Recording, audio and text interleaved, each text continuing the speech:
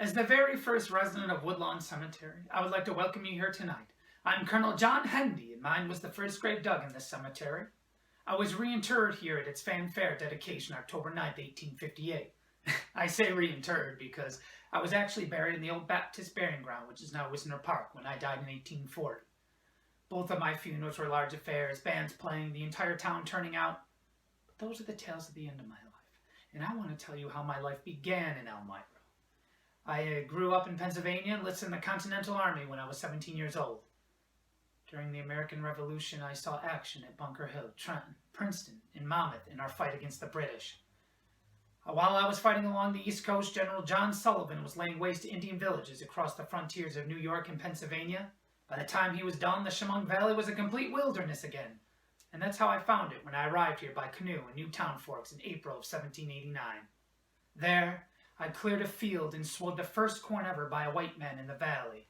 While I was searching for a place that I could permanently settle, I found that spot just up the river, what is now called West Elmira, and built a cabin. After the fall's first harvest, I went back to Tioga Point to bring back my wife Polly, our son, and 2 daughters. Rebecca, my oldest daughter, was expecting a house just like the one we were living in. When she'd seen the cabin, she nearly wept. Those early years were not easy. During the second fall's harvest, a severe frost came and destroyed all of our crops and those of our new neighbors. We had to survive on green pumpkins and Indian beans to get us by. I myself nearly starved to death.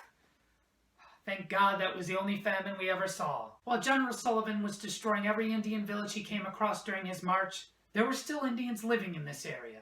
And when I first arrived here, I depended on the kindness of the Indians to get me by. And I returned that favor by leaving my cabin doors unlocked and open to them. If they needed a warm place to sleep, they were always welcome on the floor of my cabin. My wife, Polly, she was always afraid of the Indians. Anytime she'd hear them coming, she'd gather up all the knives, forks, grab the children, and hide in the loft until they were gone. In July of 1791, there was a big meeting here between the remaining Indians who held title to their lands and Colonel Timothy Pickering, appointed by President Washington to negotiate a treaty. They called it the Treaty of Painted Post, but it was actually signed here. After 3 weeks of talk, I seen the Indian men leave with payments of their land. Indian men, women, and children moving west along the path crossed my cabin on their way to a new home in Batavia. I counted 1,400 in all, and that was the end of an era.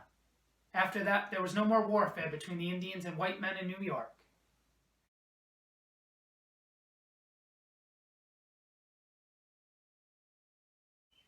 My name is Josh Stuttle, class of 22.